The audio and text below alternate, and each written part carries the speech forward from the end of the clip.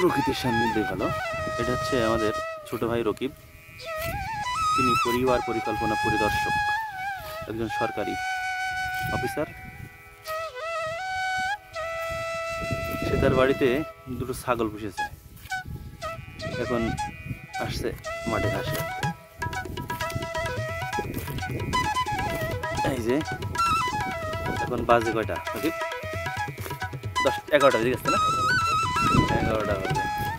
আর সূর্য আছে মধ্য গগনে, যার বলে গনগনে সূর্য মাথার পরে তার ভিতরে চলে এসছে আমরা মাঠে। এই মাঠটার নাম কি রকিব? সাতুলের মাঠ। আসলে গ্রামে আসলে বিভিন্ন স্টাইলের নাম হয়, যারা গ্রামে বাস করে তারা জানে। খানিক আগে ছিলাম আমি প্যারাশুটের মাঠে। একসময় ওই মাঠে সেনাবাহিনীর শীতকালীন মহড়া হইতো এবং প্যারাশুট পড়তো, তাই তার নাম ছিল প্যারাশুটের মাঠ। আর এটি সাতুলের মাঠের ইতিহাস আমার জানা নেই, হয়তো কোনো বয়স্ক লোকের কাছে শুনলে হয়তো। কেউ জানা আছে সাতুলের মাঠের ইতিহাস? কোনো এইটা শুনবো সবসময়, যে নামকরণ হবে ভালো করে শুনতে হবে। যেমন ওই যে বাসায় কয়টা ভিটের ভুই টুই কিনে আছে, হ্যাঁ হ্যাঁ, ওকে একসময় মনে হয় উঁচু ছিল, উঁচু জায়গা ছিল, তাই নাম সাতুলের মাঠ। এখানে এখানে মনে হয় কিছুটা ছিল, কি আইডিয়া করা যায় কি সাতুলের? হ্যাঁ, মানে নামকরণ তো আর অকারণে হয়নি, তাই না? নামকরণের অবশ্যই আমরা যে পড়তাম না ইন্টারমিডিয়েট, নামকরণের সার্থকতা আমি একটা জিনিস পড়তাম আমরা।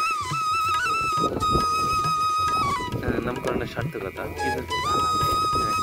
কি জন্য নামকরণ করা হয়েছে। কি ধান না ঘাস? না না না না, এই জিনিসটা কি? এই যে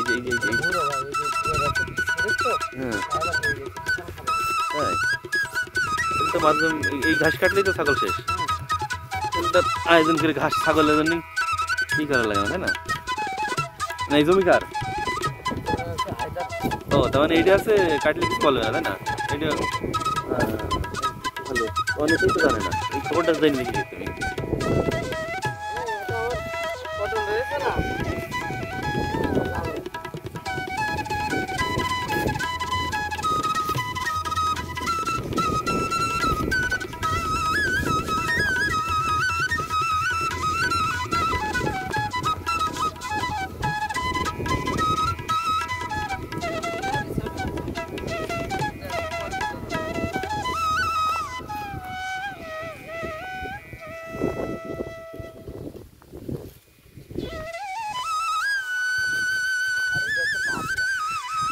ভাতলা কোনটা? ওই ছোটগুলো ভাতলা, তাই না?